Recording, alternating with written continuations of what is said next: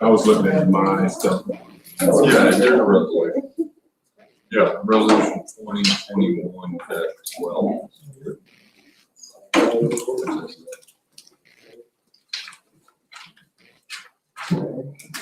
What's up, Kevin? Did you get your second?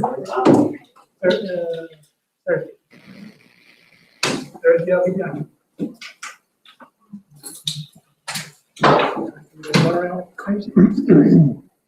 That's what we think, Kevin. Yeah. I'd say everybody's right on the ball with that.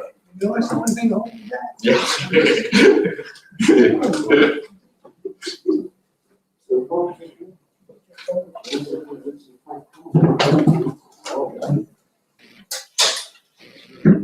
Oh, okay, don't do that.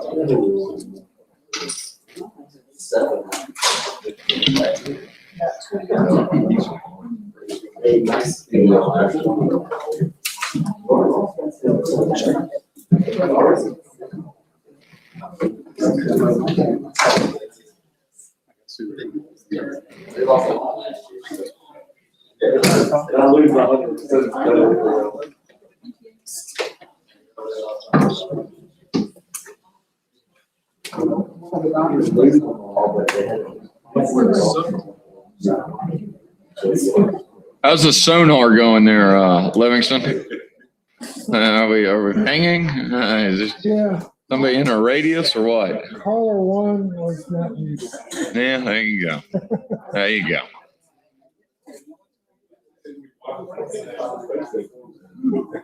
What?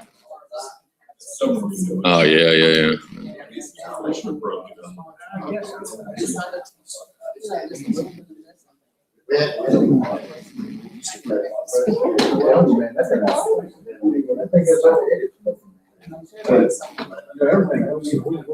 Your speaker's on, Miss Murray. Oh,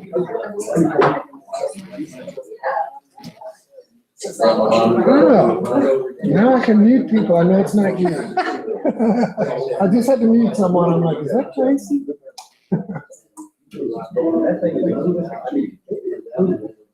How's things in Torres? Picking up? Busy. Everything's It's like, so there's just not enough people to spread around. Here, you want another one? I got like two of them over here. Take that one. Oh. I'm fine. It's on, it's on. I got a bunch of them over here. It's got a short end. I have to get my computer every time I touch it. I have one, but no. Y'all folks ready? All good? Good? Okay. Good. Yep, Sean's out in the lobby. Yeah. What's he doing? Jacking with the door. Actually, I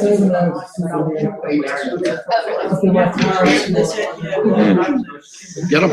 Nah, heck, leave them out. They'll come on in. Heck, it won't make any difference. All right. All right. I'd like to call the Board of Supervisors meeting to order. As always, let's start with the Pledge of Allegiance in a moment of silence. I pledge allegiance to the flag of the United States of America, to the republic for which it stands, one nation, under God, indivisible, with liberty and justice for all.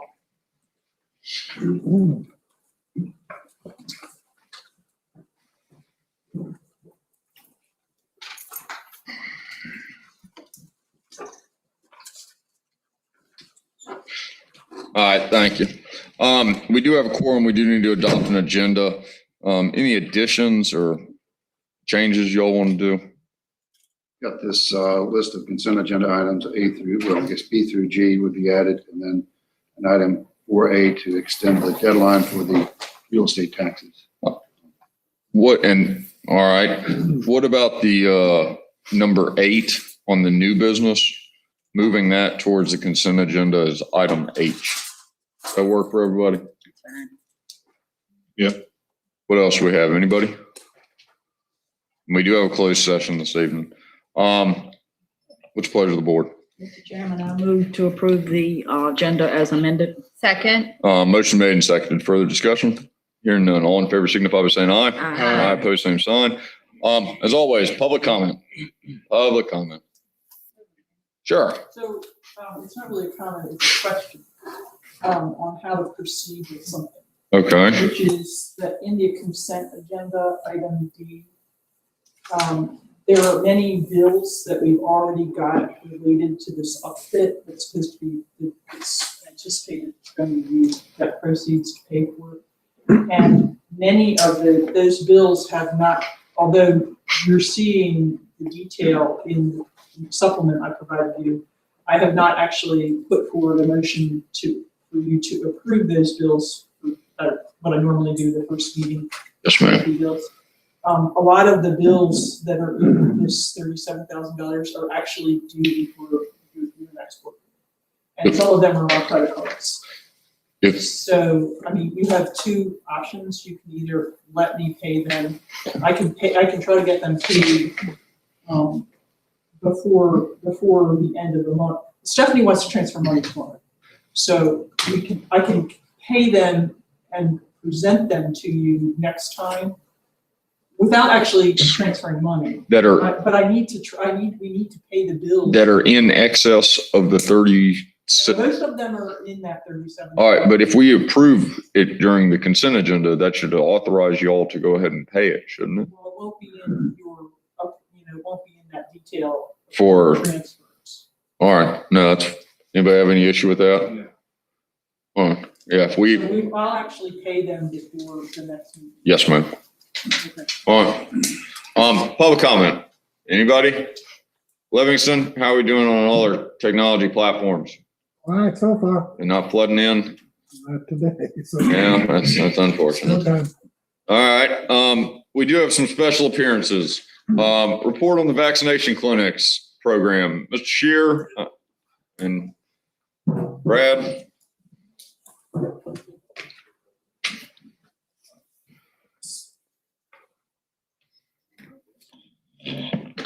First of all, I think it's worth saying that thank you from us specifically, but from everybody in Madison County for what you and all the great people y'all have worked with have done. And that, please express that to them. Thank you a lot. Appreciate it. Well, like I said, we'll start. We'll back up just real quick. Just kind of recap way on back a little bit. We started down the COVID-19 road over a year ago. Frankly, a local emergency was declared on March 13th, 2020. So that's going back some time. Decisions were made based on the ever-changing information that we were receiving from BDH and CDC. So our priorities locally, we made them to limit the spread of the virus.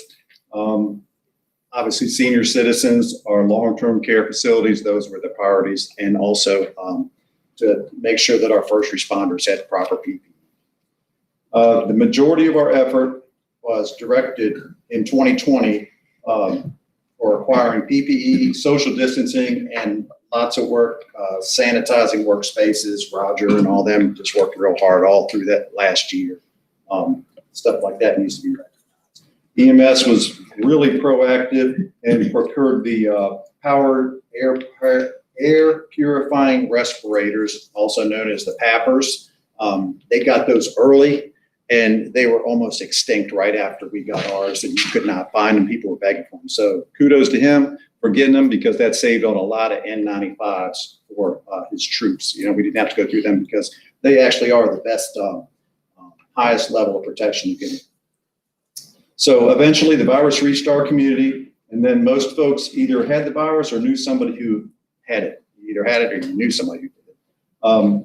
EMS has responded to numerous COVID calls during the past year, with some patients critically ill or dying. We all know about that.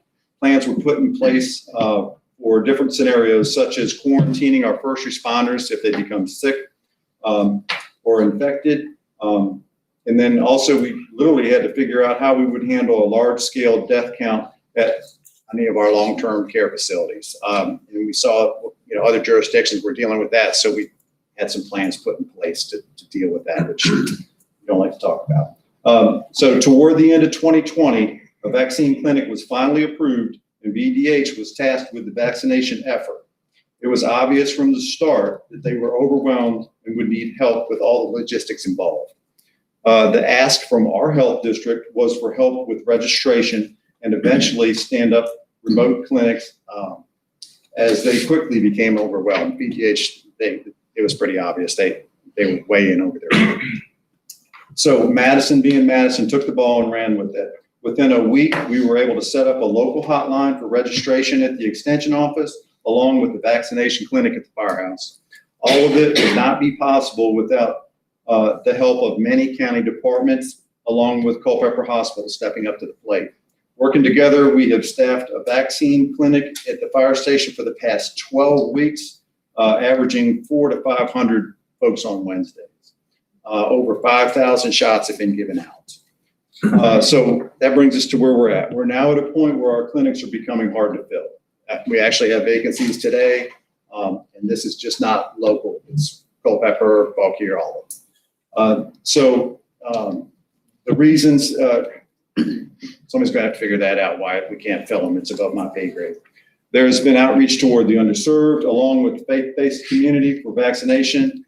So right now it's time to reevaluate our local clinic at the firehouse. The plan is to have our last first shot clinic tomorrow, April 28th, and to follow up with 3 more second dose clinics, and then we'll finish our efforts there. Our hotline will remain open and running for a few more weeks to help folks find a vaccination if they want one. There should be no problem. Anybody wants a vaccination these days, there should be no problem with that, them getting. So this doesn't mean that COVID is gone or cured in Madison. More vaccination sites are becoming available, and the county staff needs to get back to their regular duties. So I'm especially proud of this group. I can't stress enough how much help the extension office, Brad, has given to the county and all his folks. Roger stepped up to the plate, not just through the clinics, but all last year with all the things that his crew has done. The schools, can't say enough about them. The nurses, they've been there for the past 12 weeks and expect them for another 4. They're putting shots in arm. NOAA staff, vaccinators, health screeners, helping out any way they can. They've been there. Parks and Rec, Jerry's, his crew's been there. And then we've got to have a big thank you to Culpeper Hospital. So really just a quick numbers, I crunched the numbers a little bit for you. Of those eligible to be vaccinated, we've done 5,200, those first doses, or that equates to 48% of the population. That's first dose. Second dose, fully vaccinated in the county, it looks like we've done 36%. Now, the majority of those are being seniors. Obviously, they are the most at risk, and they were beating the door down when we first started. Now it's trickling all over the place as to who's coming in. So the only other thing I wanted to share was Executive Order 72 has been amended 5 times, and they are actually looking for another amendment to come down on May 15th. So it keeps changing, and the guidelines keep changing. We'll change with them. As folks change their mind and want the vaccine, they can go to vaccinefinder.org, or they can call our hotline the next few weeks, and they will help them get a shot. But bottom line is we're to a point now where it's just counterproductive to keep the vaccine clinic open at the firehouse. So I've asked Brad to speak a little bit more about the extension office contribution, because we've been doing this on Wednesdays. This crew's been doing it every day, business hours, calling people, registering people. And so he can probably go into depth about how many calls, who did what, and all the registration system problems that we had. So Brad, if you want to come up and talk with them. Has anybody called Brad's office? If y'all called and hit that, Was all over it. it's, My wife called him I mean, It's a pleasant experience. I mean, it's like the easiest, we're all so used to press 8 for somebody else, you know, and then you sit on hold for like an hour. This office, I mean, good gosh, young lady answers the phone like immediately and there you go. I mean, done deal. I mean, couldn't be any better. Brad, what do you got? Well, I want to congratulate you having the foresight of organizing a local clinic. Not all jurisdictions did that, and you developed a hotline. And we were glad to lead the efforts of the hotline. You allowed us to hire some additional personnel to man that. That's why the success of you getting a real person on the end of the phone was successful. I hired 6 interns over the course of our registration process. We rotated them in and out. They couldn't come full time, some of them. So 6 was the magic number for us. Some have pretty much been released already and gone on to their careers. But we still have 3 remaining interns as we wind down the clinics. The reason why your foresight instead of a hotline was so helpful to us is that 28% of the people that registered to be vaccinated did not even go through the health department. There were no emails. And that's why a hotline was helpful, because there was no way you could register through the health department unless you had an email address. So 28% of the people we vaccinated had no email and were not registered on the state site. We actually went through the health department's list in no time. That was easy. Then we had some outreach opportunities. We went to the George James Lodge. We talked to ministers around to make sure that we didn't miss anyone that didn't have an email or were disconnected from social streams so they could be notified about that. And so John's giving it to you. I'm going to give you the budget numbers because I'm the one that probably spent the most money of anyone during the COVID because of the personnel I hired. The county paid our interns a little over $15,000. Did y'all get a copy of this, by the way? No, sir. On their sticks. Okay. So you have a copy of this. I just go over the highlights for the media to catch. The paid interns, $15,000. Paid extension staff. This is Missy Dillons, who's already on our staff, who dedicated her full time to that, $8,880. Your in-kind contributions are the Madison extension staff time that's not on county payroll. This is myself, Adam, Kelly, Claire Lillard, and our volunteers. We had 3 or 4 volunteers. This is the value of their contributed time for it. And so it's a significant amount that we were able to hold budget numbers where we were and have an economical, efficient system to get that high percent of the population vaccinated. That's unbelievable that we can get that many, to be honest with you. Our call volume, I've posted on there as well. We took a little over 10,000 calls in that short a period of time. I would say a large majority of them were the first 2 weeks where every person in the office was on the phone. We actually ran out of phone lines. Every phone was full and it was rolling directly to voicemail. And then immediately as we hung up, we downloaded all of our voicemails and started the calling process again. So the initial release of that hotline number, we really were actually caught off guard. So we had great attitudes. They didn't give up. They just kept pounding those phones and getting those calls made back. Our target audience for the thing was 65 years and older. That was our theme. That was our highest priority group going in the first month and a half. And I'm glad to say that we vaccinated 74% of those over 65 in Madison County. So that shows that we did have a priority on that demographic, that age demographic that was successful. And also another fact, since you did invest in this, we were very stingy with our doses, by the way. We did allow people from outside the Madison region to be vaccinated if they were employed in Madison. Some of them got snuck in because others had authority to place them in clinics. But 88% of the people vaccinated in Madison County were Madison County residents, which is phenomenal. So we protected those doses for Madison residents, and we couldn't just shut it down to no one coming from the outside, but because we shared it with farm groups, the Central Virginia Cattlemen's Association, that's a multi-county association. So yeah, we welcome some outsiders, but we did dedicate a lot of your generosity and funding to Madison residents at 88%. So I'm glad to answer any questions you may have. You have the document with our monthly summaries and my summary of the entire process with budget numbers. There's questions or comments. I got a quick comment.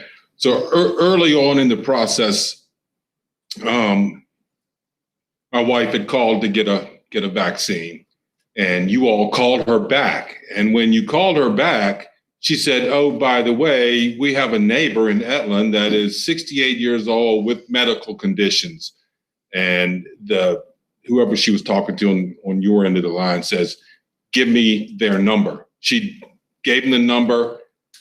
10 minutes later, that neighbor calls us and said that you guys had called him. So obviously you hung up, called, and scheduled that individual. And I was Every lead that we had. I was floored. Wow. My wife thinks I had something to do with it. I can let her, yeah, I won't tell Those you. interns didn't know who you were. I know. They didn't That's know a the power fact. you had. You don't know who I think I am. Anybody else? As much as, like being politicians, we take credit for lots of things that we really have nothing to do with. And blame, yeah, exactly. All we did was fund this. I mean, you and John Cheer, I mean, you talked about the hotline. That was Jarvis's idea. It was a good idea. It obviously worked. I know lots of people outside of Madison County that are still looking for a shot. And Madison County residents should feel good that they've got the right people working for them. John put together this clinic. He is part-time.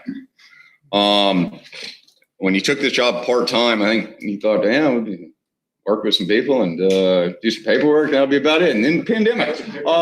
So he's still been working part-time, doing like 85 hours a week or every other week. I mean, it's just amazing what you two have done and all the people that have worked with you, and genuinely thank you. I think Madison County should be proud of the people that y'all I have. think that you should know that 5 of the 6 interns are 4-H alumni. Right. So they got the right training. Oh, they have the best attitudes. And I can tell you, like with Culpeper Hospital staff, I mean, they have been excellent stewards of that vaccine. I mean, they did not want to waste one shot. And you could just tell that they were all full speed ahead to get these people vaccinated. So we're at that point where we've exhausted our resources. So all day. Thank you all very, very much. Thank you. All right. All right. Next, Mr. Hobbs, tell us about the disposal of the property at 302 Thrift Road.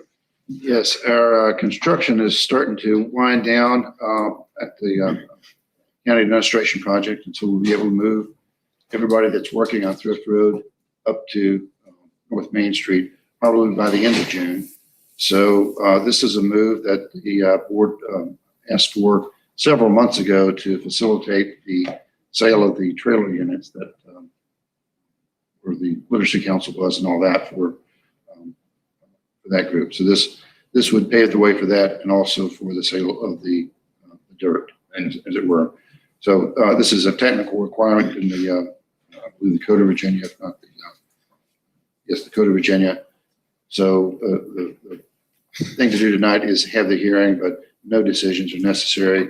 What I suspect we'll do is, if the board concurs and we're still on track to sell the property, talk about moving the Critters School sign over to Thrift Road. Yeah, thank you God, Roger made such a good sign. Oh, So this is a technical requirement. We have no buyers lined up. We need to be talking about our sale strategy, but we haven't gotten there yet. have we heard from John Reed on moving those fine buildings that are out there? Not for a month or two. I think you might be talking to Roger and as the conduit. But short answer is no. What do you know back there, Roger? If he can use the buildings, and he'll use them in the best way, if he can use them, then let's see if we can. I'm shocked he can use them because they're so good.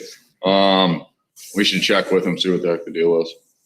All right, I guess we need to open up the public hearing to dispose of 302 Thrift Road, Route 657. tax map parcel number 39-37. The public hearing is open. Anybody have comments on? Yes, ma'am. When is the anticipated sale of that? As soon as somebody makes us a great offer on this So, fine property. There's this open question about, our ability to move, precisely on 7-1. And if that building is still around, the question would be, do we have some flexibility, unlike what happened with between 414 and 410, where they everybody had to get out of the building. I do want you to be aware that, on the finance department, at the end of the year, we're busy. And so, same with the beginning of the year. We have end of year, beginning of year things that have to happen. And I know that Lauren has additional concerns about her schedule. I think related to vacation and things like that. I think we're very flexible unless, as we anticipate, getting very high offers on this property. And if the offer is very high, then we're gonna have to stick to that 7-1 deadline. I would like to also stress that storage building, we looked at well, first of all, what the finance department currently has in that storage building is probably about 20% of the space. And we have looked at what is in there, and we think we can actually dispose of quite a bit of it based on retention records. We don't have any information about where we're supposed to put our records if we take them out of there. And also, I have not heard of any plan on moving the rest of that. I mean, there are records from many different departments stored in there, and they would all have to be looked at in terms of records retention before you could get rid of them. Yes, ma'am. We'll go through that process. Brian Daniels got a lot of space down there. Brian, do you need some more boxes and stuff in your office? Brian Daniels is saying that he would like all the boxes. I think that building's impressive. It's nice. It does look good. Any other public comments on the disposition of public property at 302 Thrift Road? Anything on the Venmo or whatever we're doing here? Go to meeting. All right. The public hearing is closed. Hobbs, will you please proceed to advertise? Sure. Is that what everybody wants to do? Yeah. Everybody okay? Tell all your friends about our good piece of property for sale. All right, consent agenda. We've got A through H. We have the minutes from April 12th, 2021.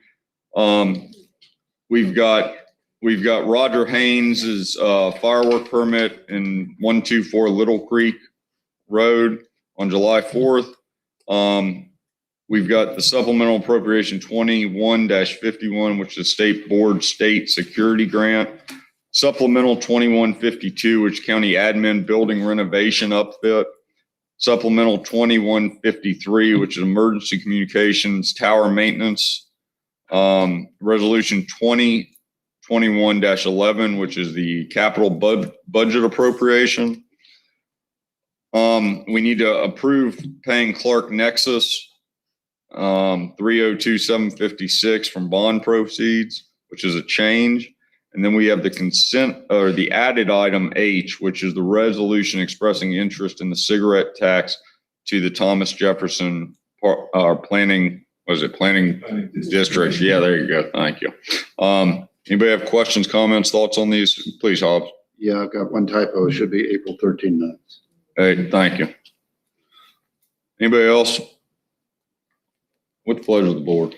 Mr. Chairman, I move to approve the consent agenda as amended. Second. Motion's made and seconded. Further discussion? Hearing none. All in favor, signify by saying aye. Aye. Opposed, same sign. Constitutional officers, county departments, committees, and organizations. Consideration for the resolution to extend the real estate estate tax payment deadline. Ms. Murray reached out this morning. I understand she's also reached out to Mr. Hobbs. We do have a resolution in front of us. And it will be 20-21-12. And and it basically extends the ordinance ahead. June 5th to December 5th, it will extend the payments till June 15th. Ms. Murray, do you have any comments? I know you're online with us.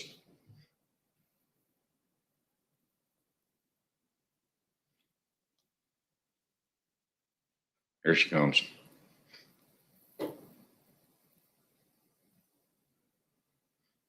You got something, Miss Murray?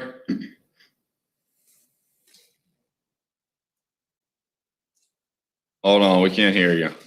Livingston, what do we got going on with the technology side of things? Well, she's not muted. That's correct. She is in Etlin though. I'm turned up. All right. No problem. Hobbs, what do you have? Do you have comments on this? No, sir, this came up this morning, and apparently there's some, I guess, a delay in preparing the work. Plan, if I understand from Mr. Daniels, who was here anyway, and Ms. Murray, is that they will still try to get the bills out as soon as they can, but they'd like a little buffer because the theory is that folks like to get a bill and not have to pay it within 2 weeks is what's required of notice, but to give them a little more time to come in and pay the. Sure. Brian, you have comments? Yeah, that's the gist of it. All So right. when I talked about it, I need a couple days to make sure, things are lining up. Then I'll get the information stepped in. It takes a few days to get it. So, I mean, by that time you're approaching the 15th of May, and which is really only give the citizens about 2 weeks after they receive the bill, which is, I think 30 days is probably a little more convenient or Accommodating. right. Yeah. I think people would enjoy a 30 days Window. time period to get that into us. All right. Anybody on the board have questions about this? Comments, thoughts? What do y'all want to do? Mr. Chairman, I move to approve Resolution 2021-12 to extend the real estate tax payment deadline. Second. Motion made and seconded. Further discussion? Hearing none. All in favor, signify by saying aye. Aye. Opposed, same sign. Let's go through some county departments. Noah? Things are good, running calls. Glad to see things are winding down vaccination wise and happy we can help out with that. Good. Tracy? IDA meeting tomorrow to go over the APIC grant with regulation that we've all gone over here. Next week, I'm on vacation, but it also is Business Appreciation Week and Tourism Week. So I'm running an ad and putting social media support local along with Wander Love and asking people to come by to pick up their free cling or their magnet and a postcard to invite a friend to come stay. And then the Small Business Development Center is offering 5 websites, so I'm going to remind people about that as well. They are thinking, I was thinking more startups, they're thinking more people who need updated websites and maybe a e-commerce page added, something along that line. So we get 5 from Madison. Charlottesville and Albemarle actually got the grant, but they extended it to everyone else as well. And then last week, a very unpopular decision, but the Chamber of Commerce decided to not hold Taste the Mountains again this year. There are just too many variables with too many deposits that have to go out. We don't have staff that can go back behind people and have a porta potty for every 100 people that come to that. I don't see him extending it from 1,000 to 10,000 people. We don't ticket the event and we use school buses. So all of those things combined, it just budgetarily, we just couldn't afford to risk it. So It's unfortunate. Yeah. it is. Won't be able to get my sand art this year. Any comments to Tracy? Larissa? We are still having a parade, right? Yes, we are having a parade. I think we should send that right. Yes, yes, so in the parade. It's all about the parade. The parade and a fair and a tractor pull. Parade, fair, festival, and a Christmas parade. All I know is that I was asked to work in a kitchen. Yeah, that's correct. That's, Bring your friends. yeah, so there'll be a tractor pull with all those things. Yeah. I'm here for the training. Track holder, COVID free zone. Brad left, but John's still here, and I know that they've been thanked 1,000 times, but it really can't be said enough how appreciative I am personally of their efforts. Not just them, but the whole crew, that whole little back row that we got going on back here. At Culpeper Hospital, their help was also, they made it a really smooth process to get myself vaccinated, which makes me very happy that I get to do that. So thank you for that. We are busy, as unfortunately Ms. Lau knows. We've got term day coming up on Monday, and it's probably our busiest one since the pandemic began. So we are back in the swing of things. As we had anticipated, defendants are selecting jury trials more and more, so our docket will get heavier and backed up, and there will be a bigger strain, which will, of course, carry over into Ms. Laub's budget and to the sheriff's budget for bailiffs and court security. Body-worn cameras are still amazing. We are using them to get evidence straight from victims and witnesses of crime instead of having to figure out how to email, or we can send them a link, they can upload it themselves, and it's there. And then we can display it on the TVs that are in the courtroom. This morning I had a preliminary hearing. We were able to show video in the courtroom. Gracie was there. I think she was able to hear it, which was a new and exciting development. Normally, if we're just on a laptop, no one can hear it. We are also able to kind of drop in on interviews that they're doing, and so we're able to, the prosecutors are able to see what's happening and kind of make, and that helps us save time, be more efficient, doesn't require everyone to go to one place. As a sort of exciting note, I think I have talked about probably for 4 or 5 years about trying to figure out a way for District 26 probation control, that's the probation control, to use a space here. I think we have found a space that will not cost the county any money. Hey. But I do need to confirm things with Roger and with the judge. So hopefully that will start. They'll only use it a couple of times a month. That will save our people having to go to all that work somewhere else. There are also the probation violation changes, which is, everyone's talking about the marijuana law changing July 1st, but honestly, the bigger deal is changes to probation violations. I'll be presenting a webinar to other Commonwealth attorneys in June, along with 2 other Commonwealth attorneys. So that's something that I am personally looking forward to. I think that's about. Short list, huh? Sounds like you got a lot of stuff going on. Well, I have a lot of people and we've got a lot to do. So Yes, ma'am. I should explain to y'all what we're doing. Anybody have any questions for Clarissa? Roger's mowing grass, his foot count is up. What? Mrs. Murray. Oh. All right, we can go, yeah. Miss Murray. On the cell phone. Hold it next to the microphone. Hold on, Miss Murray. Oh, this is gonna work well. And please mute your computer speakers.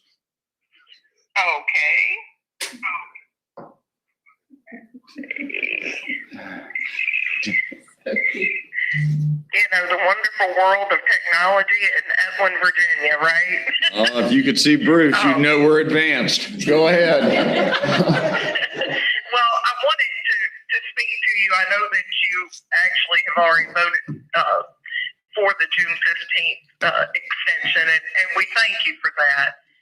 The problem is it can take Brian almost a week to get things finished on his side before he can actually turn the book over to me after the rate is set. I mean, in a perfect world, it would go quicker, but as we all know, the world is not perfect. And I just appreciate the consideration, and it gives our citizens at least more notice, because that's a big chunk. So I just wanted to say thank you. Well, yes, ma'am. Other than not being happy with your new space, Miss Murray, anything else going on in your office? Other than being happy with my new space? We thought you were unhappy. Oh, I love my space, and please come by and see it. Cardi came by, and so please, everybody, come by. It's wonderful. We're sending out a lot of tax lien letters, so we're not making people very happy, but at least we are collecting the delinquent taxes. So that's a real plus, and I couldn't do it without the ladies in my office. So just want to say thanks to them too. Anybody have any questions for Ms. Murray? Ms. Murray, thank you. Thank you. Yes, ma'am. Roger, what's going on back there? Anything going on? We're finally gonna get a telephone line put in next week at 410. That was cut inadvertently when they run the fire, so we got that gonna be repaired next week. Other than that, I think the construction's going along pretty good up the hill. Still mowing grass, and got a little snake flu with the security system at the courthouse. We switched the upstairs over to the new part, and we had a little glitch. The door was opening at 9:30 instead of 8:30. So they came today and fixed that, so we should be good. He's gonna be back in the morning, 8:30, check the door. And then, maybe, I'm not sure exactly when he's gonna switch the base from over, but we'll be on the new system there. Any other questions for Roger? I got one. Roger, there's the white cord that runs down the fence in between the 414 and 410. Is this the fiber that we have run down the hill? Telephone line that got cut, that's a temporary telephone. All right. I noticed the other day, and I was thinking, well, there you go. Good use of. Two cans of candies in there. It's what? Oh, that's about right. We've been talking up the hill to the construction guy. We're glad to see you're cost conscious. Brian, what's going on? We're moving along with the radio. Right now, dealing with sites. Really good progress on the radio site, and still playing with the other two. One of them's already secured. The big setback I've got right now is next generation 911. Everything's in place, but Motorola can't get here to configure our systems until October because of COVID and a number of setbacks that have occurred. We're trying to do our best to get those folks to hurry up, but we're one of many in line. The whole state's doing this, so it's a crapshoot right now. We're trying to get that sped up. Questions for Brian? John Chair, anything else? No, sir, you've heard enough out of me today, I think. Yeah, we got that. Brian Daniels. We'll get to work. If the tax rate gets passed, we'll get to work on that. Everybody's simple as push a button, but it doesn't normally happen that way, but we'll get it back going. Get that started. Working on personal property, reminder that for businesses, personal property deadline is May 1st. Because for the times, we're receiving state income taxes, I think they're dealing with 17. 17. May 17. Yeah, that's right. 17 was the extension to that. So as always, we're thankful for the staff. I think they do a great job. Mike Moscow, is it your month from the Planning Commission? Yes, I am. Everything's going quite smoothly with the planning commission. As far as I know, we haven't had any complaints, but we will have a couple of proposals that we will present to the board in the near future. Now that the COVID crisis is kind of easing up, people are more willing to get together and talk about issues. So things are moving along quite well. Thank you. Very good. Any questions for Mike and the Planning Commission? Our special use permit for the site at Hoover Ridge went in front of the Planning Commission last Wednesday. Brian and his consultants representatives will be on the docket at our meeting in 2 weeks or something. Is that right, Mike? That is correct. And we have our first application under the new ordinance that was put out several years ago about a primitive campground. There you go. No business in the county. Yep. All right. Ms. Lauk? Well, we've been busy, as Clarissa said. If the red file's on my desk are any indication, this next term is going to be very busy. So I know Carissa and the sheriff's office has been busy, and we're about to get really busy. I met with the, Ms. Kendall with the Piedmont Environmental Council, 2 weeks ago, and thanks to a very generous donation, we're gonna get rolling on that project this summer. Questions? MJ? So, as you know, we hired a new accounting manager at the end of March. She's been on board for like 5 weeks so far, and she's been a big help. We still have a lot more to do, but just, she's been able to take probably 15 to 20 hours of work off of me a week, and that's very helpful. And she's also, I think, going to be, she has a lot of procurement experience. She has a lot of business experience, and I think that she has some really good ideas of things that we can do in various areas of the county, particularly related to procurement.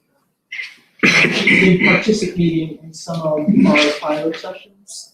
I do want to emphasize to the board that the ERP project has started. It is a very, very significant time commitment on my part. I would say it's put an additional 60 to 100 hours a month of work on my feet. Tyler has a very strict approach to how they want to handle these things. They have all these 8-hour-a-day sessions that last from literally from 9 o'clock in the morning until 5 o'clock in the evening. So for the last several weeks, I have spent between 2 and 3.5 days a week with Tyler on these sessions. It's pretty significantly impaired my ability to get other work done. On the other hand, I do think we're making progress on the implementation. I can tell you, we aren't significantly behind on the revised Tyler schedule based on the kickoff date that we had.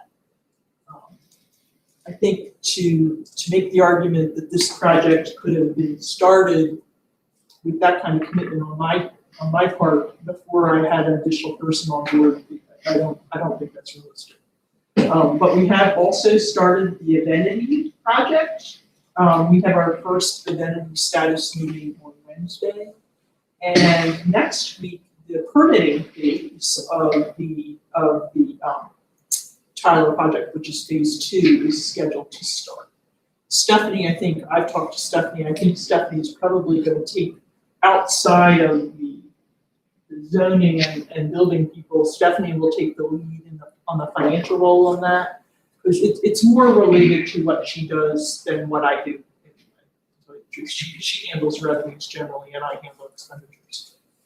The only thing we don't have scheduled yet is we don't have the Laserfish kickoff scheduled, and we have a meeting with Cherokee Digital on Wednesday where we need to talk about that. There's some concern that if we try to do that Laserfish, it will conflict with some of the things that we're trying to get done in Tyler by June. So I don't have that resolved on when we're going to start that. That's I don't have anything. I am still struggling to get the books up to date. I now think by the end of this week, I'll have pretty much up to date books, which means through April, everything's booked. Most things are corrected. We have had a number of situations where, because of changes in personnel, things have been miscoded on the books, and it's kind of a pretty tedious process to go back and fix all that stuff. Several hours of my work, and right now, really, there isn't anybody else in my department that knows how to do that. So it's me and Dean sitting there. I need to carve 8 to 12 hours out of my schedule to be able to do that. That's the big thing that's still outstanding. I have kind of a lot of concerns about where we are on the budget and what, if anything, still needs to be done. So the work in the budget is getting that 1,000 line item expenditure budget done in a fashion that it actually represents what you want to appropriate. So it's okay if you want to adopt a budget and then decide what to appropriate later. But until you have that line item budget that's pretty much representative of how you want to spend money, you still have a lot of work to do. And you can't do anything with the budget in terms of uploading it into the system. So I don't know I don't know where we stand in that process. I think you may know or may not know, I've had some health problems the last couple of weeks, and I will continue probably to need time off in both May and in June related to that issue. So I'm just telling, that is my biggest concern, is nailing down that budget and getting a detailed line item budget that represents what you want to appropriate. And hopefully, you want to appropriate one budget for the whole year, as opposed to doing it piecemeal, because that makes, it creates a lot of extra work if you have to do that. Questions from MJ? Yeah, I think last year, we appropriated half because it was just an unusual year. I think we've done biannually twice now. Right. All right. We have last year was involved, but you really can't appropriate. I mean, you need a line item budget that represents what you want to spend. If there are changes that you want to make, I'm not trying to be difficult. I'm just saying my time is going to be extremely limited in terms of my availability to do that. Really, I'm not exaggerating. Yes, ma'am. It's really, Understood. Yeah. We're going to talk about that here shortly. Anything else for MJ? Livingston? What's going on? I'll just echo what MJ's saying. It's like those meetings take all day long. Yeah. And it's pretty brutal. But anyway, and I don't have many as she does. And I'm also wondering about that 2 cans with the string thing. You want to check that. Let's see if that works. Saturday we're coming in to cut off the data to the 410 building and relocate all of the, what they call the D-mark to a whole new place in the building. 414. Coming into 414. I can't see you, Roger. But it's basically going to shut off 410. All right. To, just for a few hours. And things went good down at 410. All the CCTV, everybody, I think their phones are working now. Got like, all the computers are hooked up. We got the fax line working. Thank you, Brian Daniel. And all the drawings are done with the data for the 414 building. All of that is ready, so we just gotta wait for the walls to go up, get that done. We did lose our email this week, this past week. That's Thursday. And I'm not getting a warm, fuzzy feeling that they've been able to put their finger directly on the pulse of that. However, they're running. This may expedite us getting the plan together to move to Office 365 in the cloud, move our exchange. But I am waiting for some feedback from the brass down there at A&S to tell me that our environment's stable. And I have not yet got a reply back giving me that answer. So that's pretty important. Yeah, it seems to be. It does. I will say that pretty much everybody in the county that I visited that day, they were pretty chill. There was no email. Like, yeah, what's going on? So it took that stress out for the day.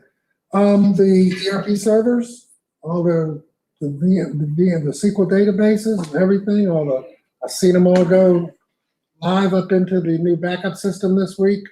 We're fully backing up now to our new system. All the work that's being done for ERP is now being backed up. And in addition to our existing servers, plenty of good things with that is with the cloud.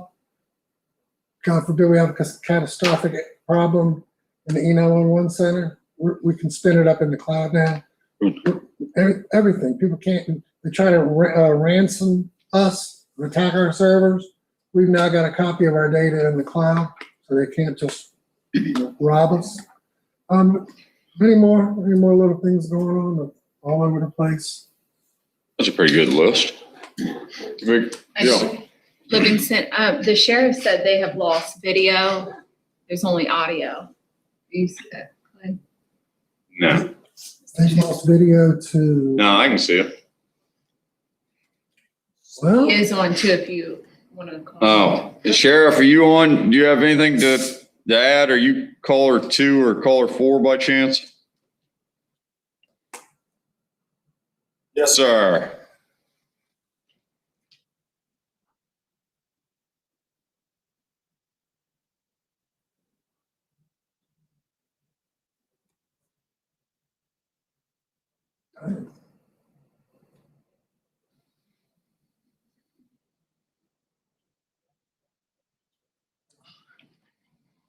All right. It's a Republican convention. No, Republican mass meeting. What is it? It's a convention thing. It's a Miss What are Montgomery. they doing? Drive? Is it? It's like a convention, right? Drive through, okay. So I thought- Oh, okay. All right. And different districts will be coming to me, like call. So it's not 2,000 or 3,000 cars trying to park. But Okay, they're just gonna it's flow through. They're not. All right. Okay. Anything else, Sheriff? Thank you. All right. Moving on, old business. Mr. Hobbs, tell us about the ordinance to adopt the CY 21 tax rates. Yes, the ordinance that is prepared is on your sticks. The one in the package might be a little dated, but just wanted to, before we start on these three actions to budget in place, want to talk about where we are. We had an original version of the budget that you guys had, it was printed, and everybody got a bound copy of that. There were some changes made at that workshop, so we adjusted the budget and the advertisement that went into the newspaper. So there has been some changes from the original edition.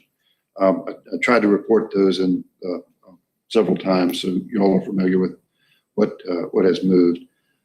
Since the last meeting, and I suppose before, and the hearing on the 13th, several things have come up, and I've got those on, I think it's page 19 of the package, so that there's one employee's been miscoded, which is not a budget impact. It's this issue whether the sheriff's department's employees belong to the court system or his office, so I can fix that.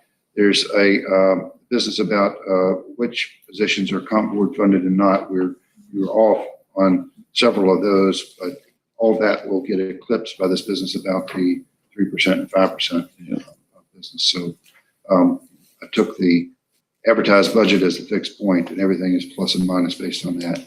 There's this idea that we would add $20,000 to the budget for the drug court, and we would need to set up a new department for that so that it could be funded. I imagine at some point we'll be back in front of the board with a memorandum of understanding with at least Orange, if not the OAR folks, on how this would actually work. So we'll be working along on that. If the board is still in agreement, what we would do is move the three full-time positions that are shown in the contingency line into the baked-in budget. So we would redistribute that.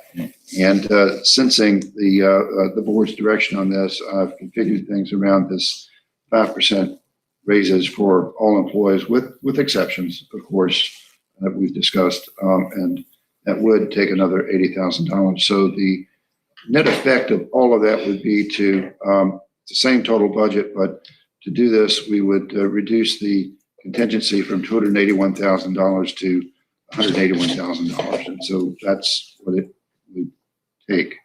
The rule is if you advertise a budget, you can't increase it first bounce. And we can come back later with supplemental appropriations if you find more money, you want to take more money out of fund balance and all that. But that's the move heretofore. So the tax rate ordinance in front of you would raise the real estate rate from 71 cents to 74 cents, and all other rates would stay the same.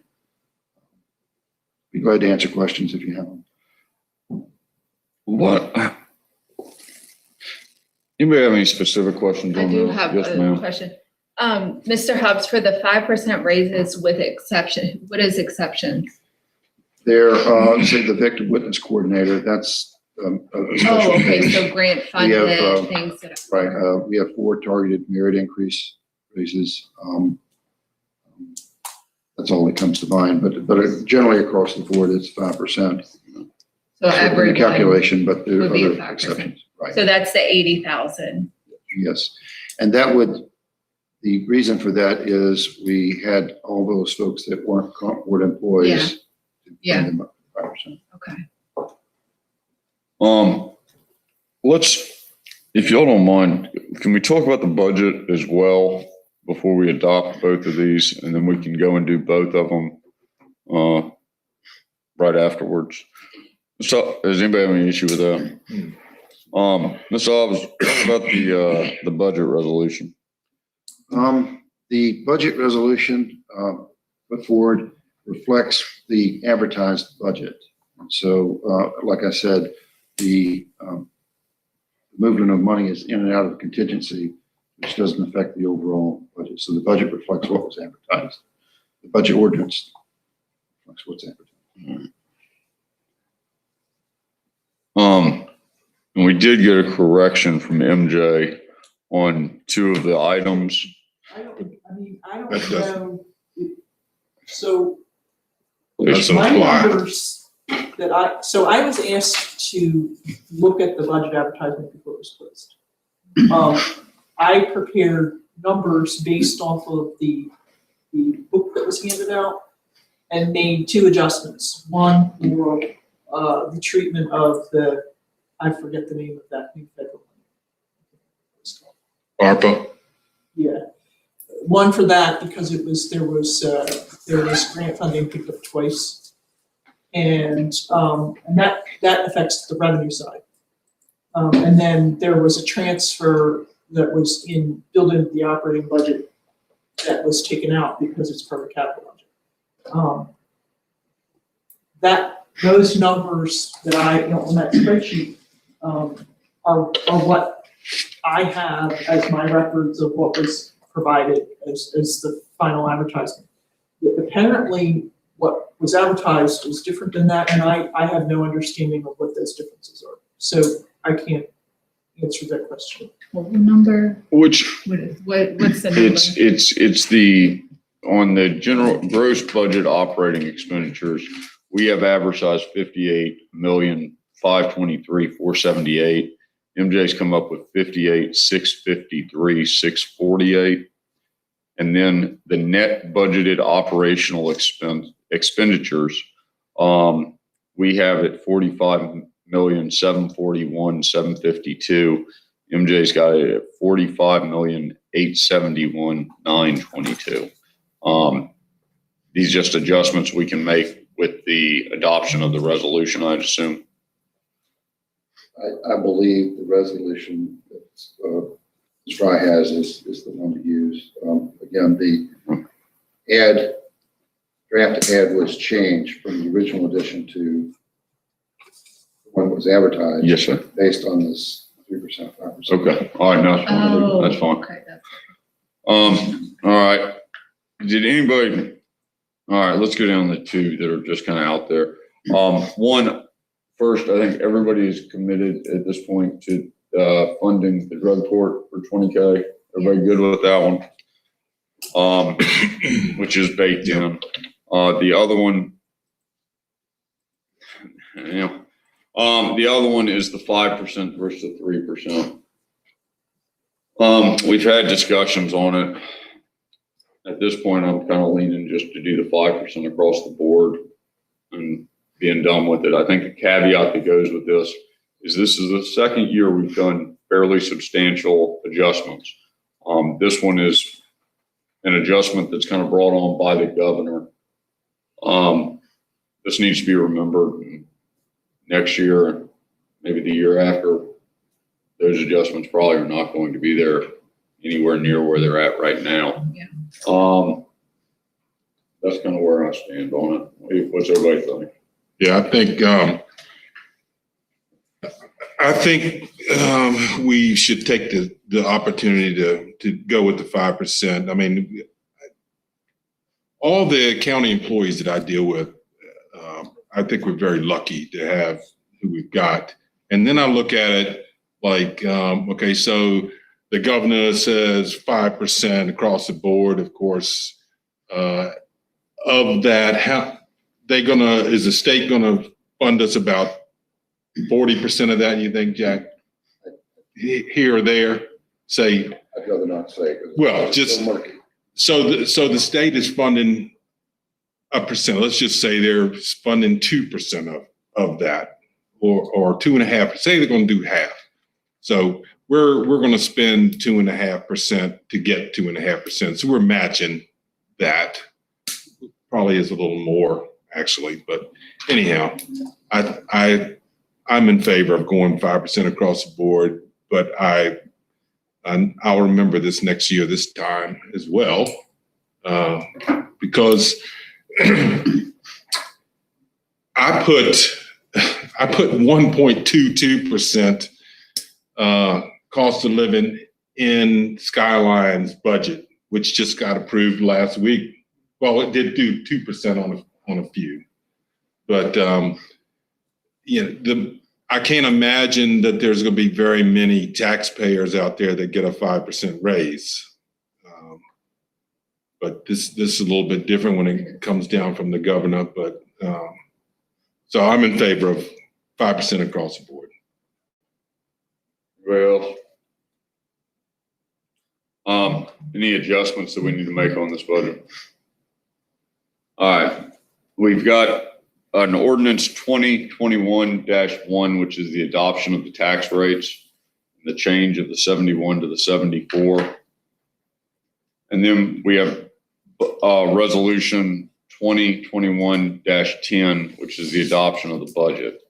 And we've got the administrative fees, excuse me, that is 2021-4. Let's start with 2021-1. Yeah, Mr. Chairman, I move that we approve ordinance 2021-1. Second.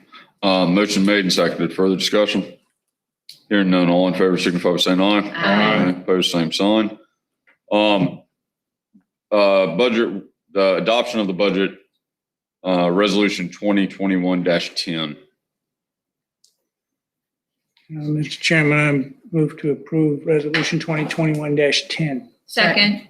Motion's made and seconded. Further discussion? Hearing none, all in favor signify by saying aye. Aye. Opposed, same sign. All right, now the administrative fee resolution. Mr. Hobbs, we didn't ask you about this one. Do you have anything on this? No, sir, this has not changed since it came to you several weeks ago.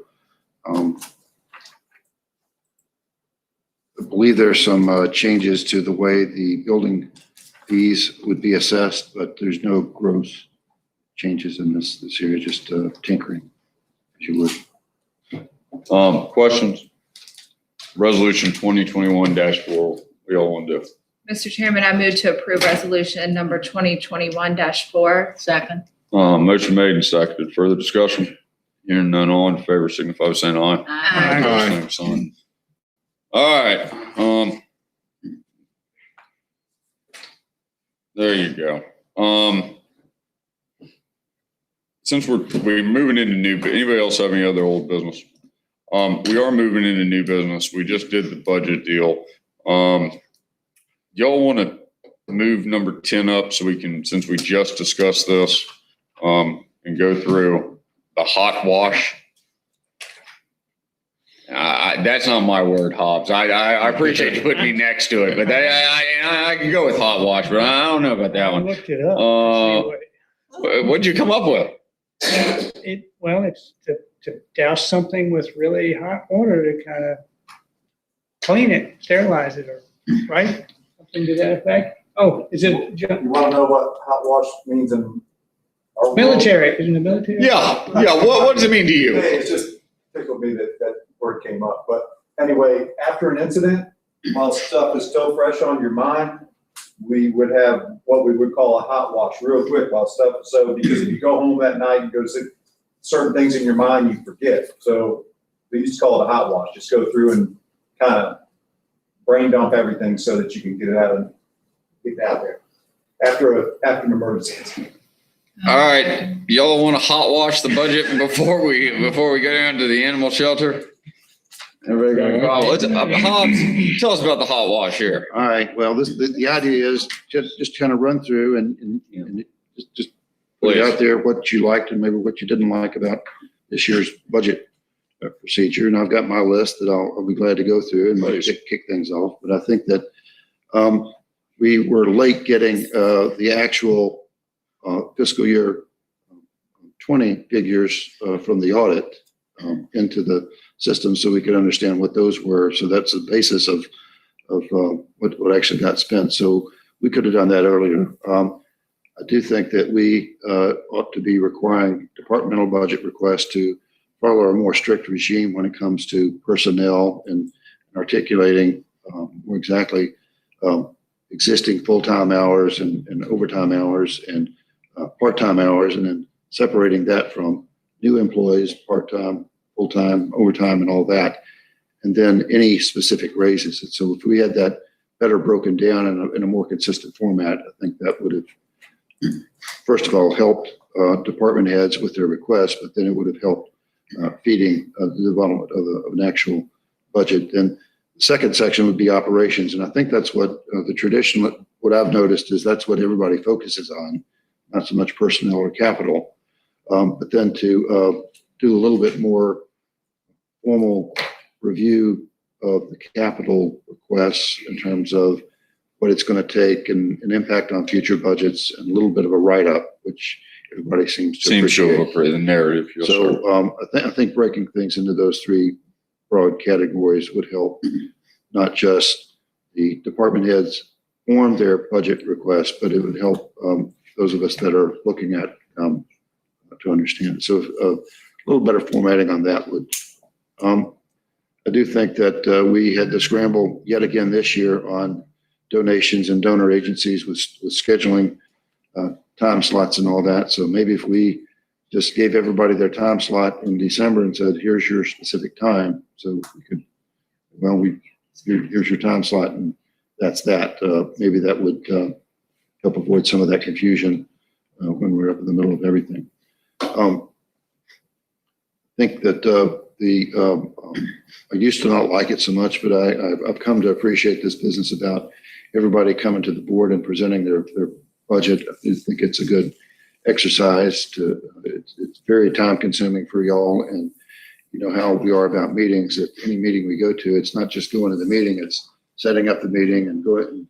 But I do think that's a healthy process, and I think the board appreciates all that. I think that maybe we could do a better job for the board of populating budget requests into a better consistent format so that it's more of a line item kind of thing. So there are fewer things left hanging. When the different people are in front of the board. I don't have a good idea on how to do that because of the timetable involved. If all these budgets come in and some are late and some are incomplete, and it's just a tough thing to do. One thing I wish that I had recognized earlier and had not done was to deliver a balanced budget by the end of February. And I do think with the timing of the way things came out, it jammed the board in terms of being able to work with the budget. Not like there was a lot of things you could have done, but I do think another week or two of board having access to a balanced budget before we had to advertise it would have been appreciated on y'all's end. If that makes sense. It does. So that's my list. The first one, I appreciate you saying that. I think we should start 2 weeks earlier. I know that's a pain in the neck, especially around the holiday season. But if we could start earlier, it would make facilitating that into February balanced budget hopefully easier. Yes, ma'am. So if we make all of our deadlines higher, we will be able to generate, now we won't have the payroll budgeting module. We won't be able to visit, so once all the pieces are working, we should be able to budget payroll positions, et cetera, all in an automated fashion. And that will take a huge amount of it. Because that's where the real complexity is. But in terms of all this time that we've spent generating the templates for people to populate, if Tyler is working and if we are on schedule, and that's a big if, but we should be able to do that all in Tyler next year.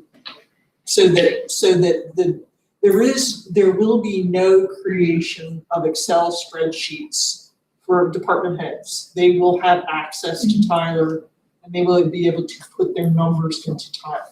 And Tyler will aggregate them. That'd be better. Yeah. Yeah, I mean, just. Yeah, that's the plan. A huge incentive to try to get it done is to have that done and working by, I'm not sure, you know, I mean, even if we get it up and running, everybody will be new on the system. There will be some slowdowns on that, but I think from a, you know, we will have an automated solution for budgeting next year. That's the goal. I mean, if we meet the schedule, we will. No, I think that's the idea the whole way through. And then you have to figure out how you want to play around with that in the context of a board meeting. Sure. But you won't have each individual department head scrambling around, like, where are my numbers, how am I gonna get them, all that kind of stuff. You go in and look at them. That's right. Who else has comments who has hot wash comments? That's where I was, MJ had brought it up, that's what I was. Like the timers? Yeah. Having the It's too automation. bad though that we won't have, so it's interesting because the way we do our budget is and it's partly because it's been forced upon us because for mechanical reasons, is that we always do the operating portion before we do consider compensation. We'll probably have to do that next year. But once we get this position budgeting in place, which should be in place the next year after that, then you'll be able to do, you know, projections inside of your payroll logic by person. Great. Yeah. Name of the game. All right, other comments on the budget? All right, nobody else got anything? Thank you very much, Ms. Hobbs. All right. Animal shelter funding. We had our toppings committee meeting prior to this meeting. See you, John Sheriff. Prior to this meeting, Megan Ingram, the animal shelter manager, has brought up a handful of different things. There's a recommendation from the toppings committee for, I would think it would be 2 items, Hobbs, and we kind of threw into the other 2 items. The toppings committee, from the toppings committee and toppings fund, we recommend that we do the painting after Megan gets the credentials of the painter for $66.80. And then also they've had some issues getting the lowest bidder to commit to a timeline on the fencing. So they basically turned that individual down or group down, and they want to go with the second highest bidder, which they're in contact with, that would do a workup or do the work sometime in June. And we'd like to do a do not exceed on that of $7,500.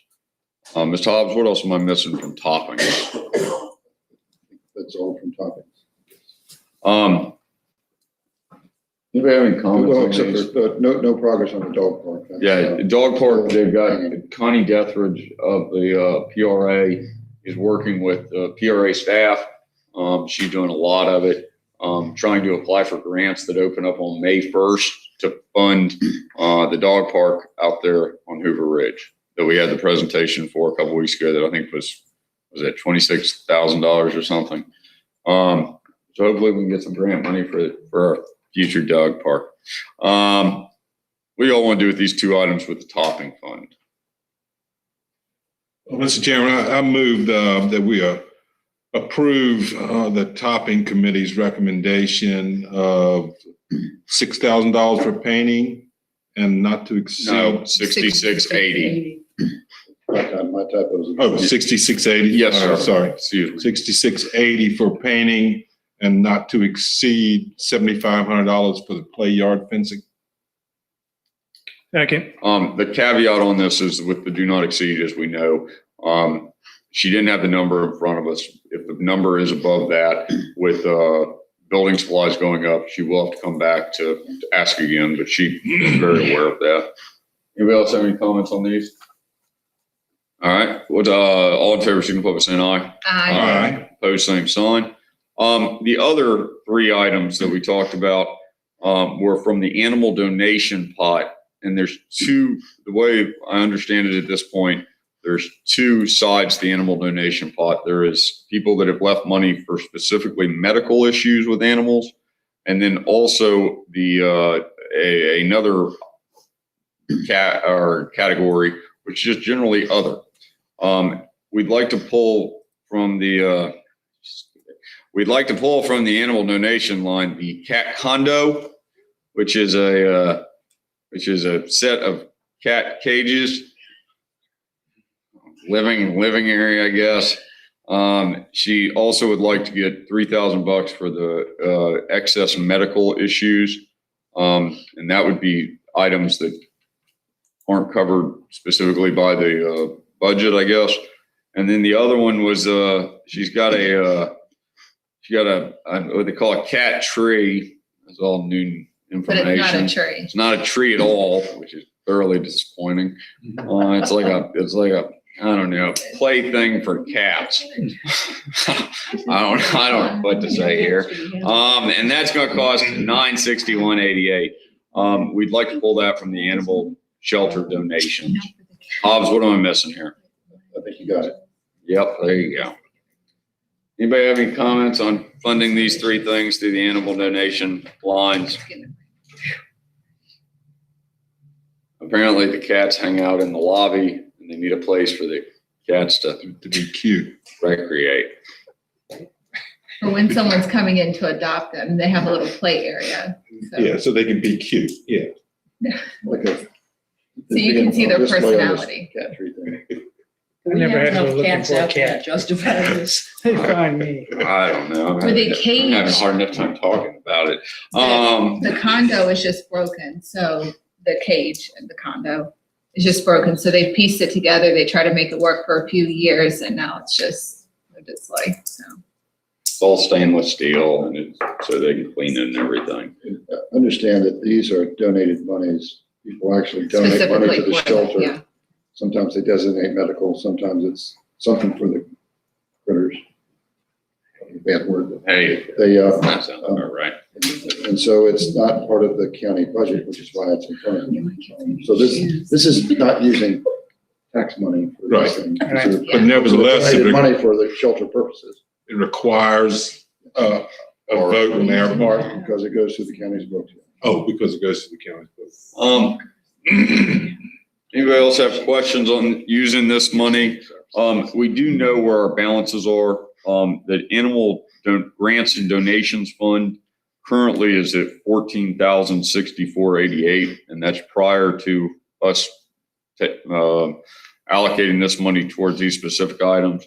And the topping fund was at $48,356.02, of which we pulled out $15,000 roughly. A little bit more than that, 16 almost. What do y'all want to do on these three items? The cat condo, the cat medical, animal medical, and then the cat tree.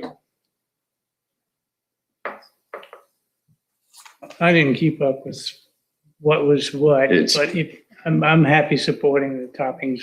This is from the other fund, Top these of the- people for the animal Sorry. donation. Yes, sir, no The- problem. the animal donations expenditures for whatever the three things were that you just listed. Second. Motion made and seconded.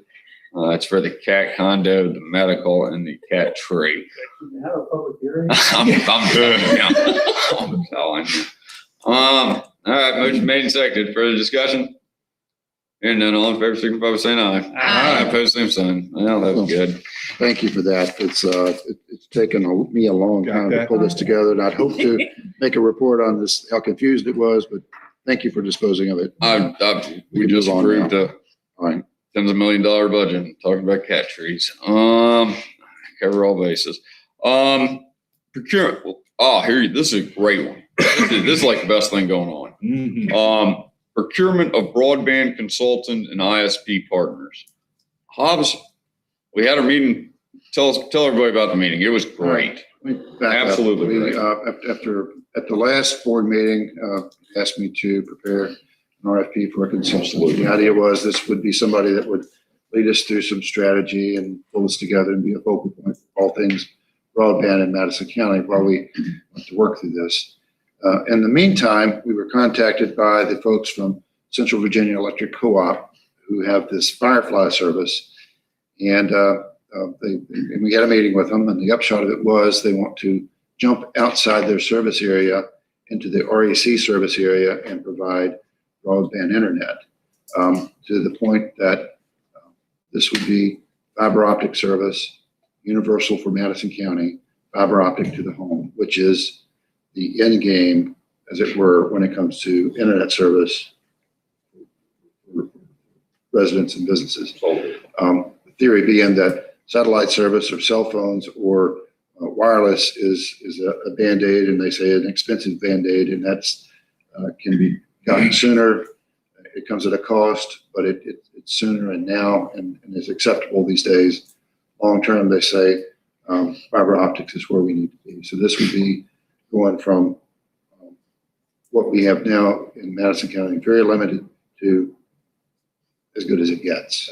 Up to a Right. base speed of a gig. Right, and so this is obviously going to take many years to come to pass, but this is clearly the best opportunity out there for Madison County. If we could have a rural electric cooperative that has ties to REC, so they've got mass, they've got access to capital, you have engineers working for them, and maybe a few lawyers even. So not like it's Joe's internet service that would come. And you put that caveat that universal for Madison County, which apparently is what Uncle Sam and the state would like to see, is more universal service versus just neighborhoods or zones being served. So this is definitely the way to go.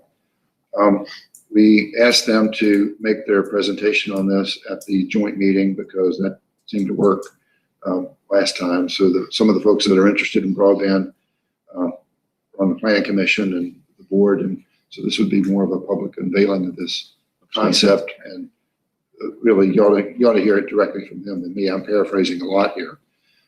So given that, that adjusted my attitude when it came to developing these RFPs. So in your package, you'll see a first draft RFP.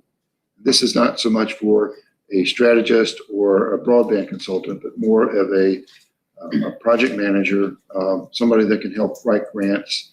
We can transition into liaising with Firefly or whatever, if that comes to pass. What I would do is suggest that everybody read that and be ready to comment at some point in the future. We're not ready to go to advertisement on this. This business with Firefly is breaking news, and it's just a moving, fluid situation right now. One of the you'll see in the package a second request document.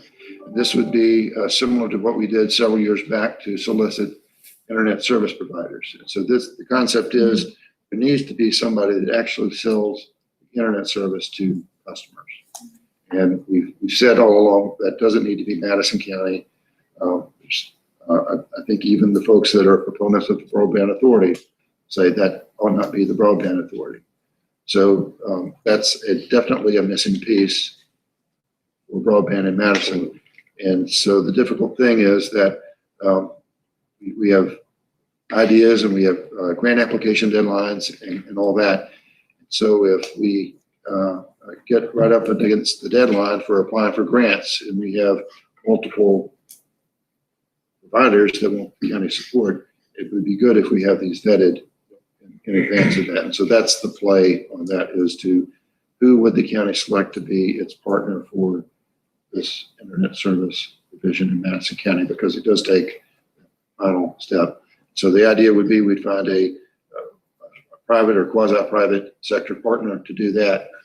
They don't have access to the grant funds the county does. And so helping with the funding and the permits and some of that would be on the county's end, but actually providing the service would be on the providers. Yeah. Am I making sense on this? So again, I would end any real action on that until we hear the Rfi presentation on the 5th. Yep. And so we can adjust fire after that. This is very exciting, like very, very exciting, something great. And they were talking about they wouldn't need to apply for grants. Was it October, I think? And there's potential that they're looking for big proposals. And then also they're, to implement, they think it would take, the grant lasts for 3 years. They think they could implement it within about 2.5 years. And that's fiber from a hub to the door. And that's pretty, and it's not, CVEC was are working with, and there was somebody on the phone call from REC, or on the phone call from REC. It looks like they already have a relationship and are going to be working together on this. Artie, what else done this? No, that's about it. I think, so Mike, make sure everybody on the planning commission knows that they're going to present next Wednesday. And did you see this RFP and RFI already? The 2 articles that Jack said? Yeah. Yes, I have. Oh, you got them. Okay. The articles or the actual documents? The request for proposal and the request for information. Okay. And it's all positive. Only thing I was ever encouraging or hoping for is some type of organization where Madison County move forward with this broadband issue, and I think we're doing that. So also, I mean, I'll send another email, but make sure, Peter and Francois and you, as well as us up here, get some comments back to Mr. Hobbs for anything that we see that might, these are drafts. Okay. All right, I haven't heard any feedback so far from anybody. Sean, Chairman, yes, please. Just one brief comment. I was talking to somebody who was involved in this for another county. Apparently, excuse me, massive throat. I think that we probably need to be in touch with our regional planning district. Apparently, they've got some resources that might be helpful, and Rappahannock County, for example, is working with them. This guy's information. I think Hobbs has reached out to him, and Patrick Mauney is coming to the meeting on the 5th. So no, they have proved their value There's no pretty question, heavily. and especially since they brand it different ways, but this is a DHCD grant program. So those guys are, they speak their language, so. Them on the team. That's right, it's prepared. She had mints ready. Anything else on this? Yeah, Tracy? No, I just saw today too, Albemarle just signed an MOU with them. Oh. So it's, Great. I've never been, I don't think I've been that excited in a very long time. Now I have to apologize to Andy Wade and Louisa after they announced their stuff in March. Good, this is exciting. It's good for everybody. Anything else on that one? Information and correspondence, Mr. Hobbs? Yes, I have a little list down at the bottom. I think I mentioned earlier that the County Administration Center, theoretically, the construction is supposed to be done by June 8th. The detailed schedule is in your package if you want to go through that, and we've been pushing them on that. But I think the conversation a month ago was that, is this space adequate or not? So given that timetable and the progress we have, what I advocate is stay in the course on this meeting venue location and just do regular board meetings in here and the joint meeting at the fire department.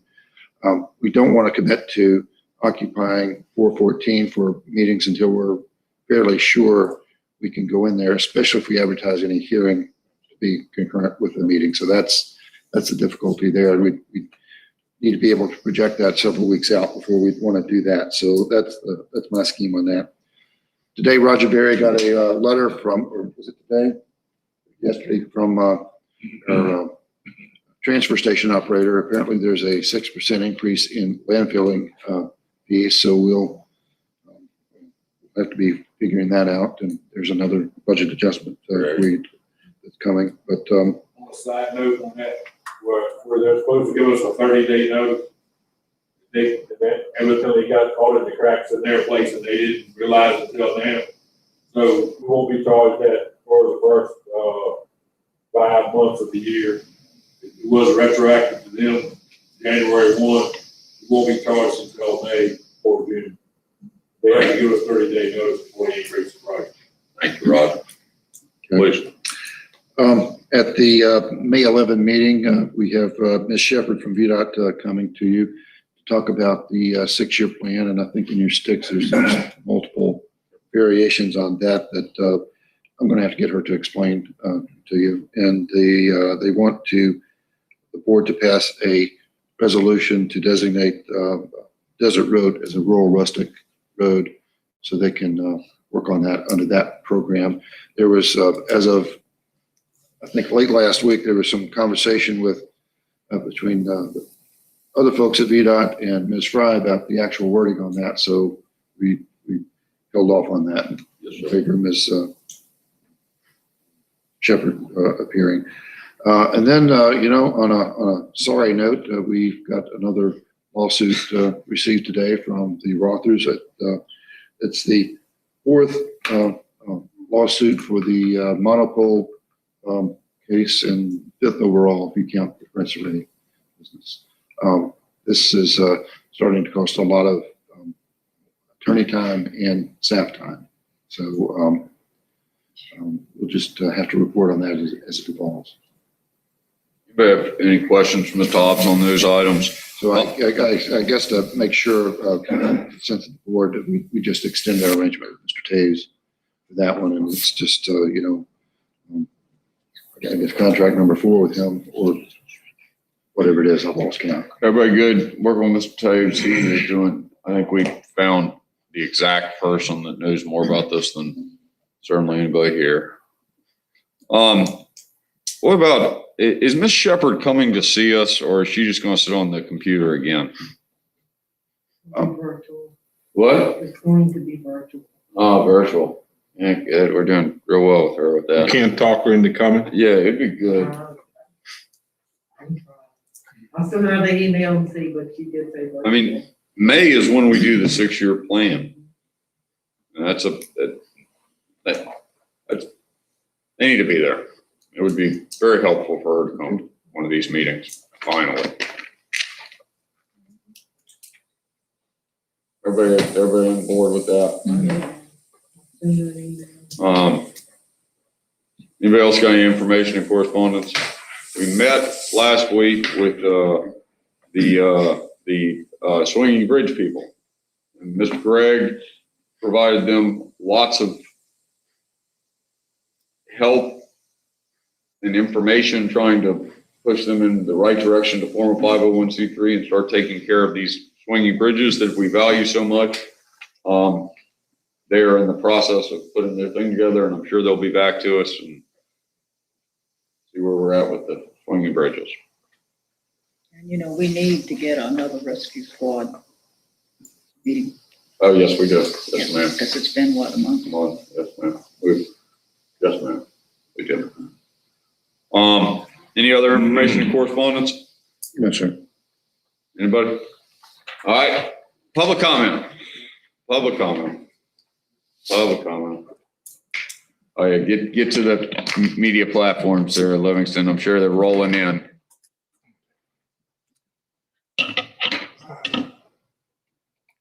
Stephanie said I like the idea of Jack starting the budget earlier. There you go. I believe when I started, I had to come in before I took office. So coming in December of 2015 to get the budget organized to be delivered in early. I think that we used to submit we used to give the forms out in like December 8th or something, 15th, something like that. And this year with COVID and everything, it just seems to have slowed down a little bit. No, it's just what it is. It would Yes. be different if we went back to starting it early. That would not be a new and exciting. The problem we had this year, well, we had a lot of problems. Besides, we had, there were two pretty significant complications in December. One was we were trying to close out $2 million in CARES funding.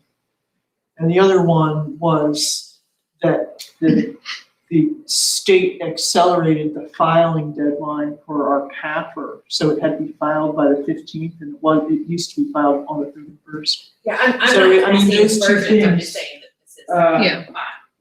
Pretty much prohibited me from doing work on the budget. So I couldn't do it. And I also, I mean, I had definitely, I had a lot of things going on. You think it'll be acceptable to go back to where we were roughly the same timeline? Got it. Yes, ma'am. Thank you.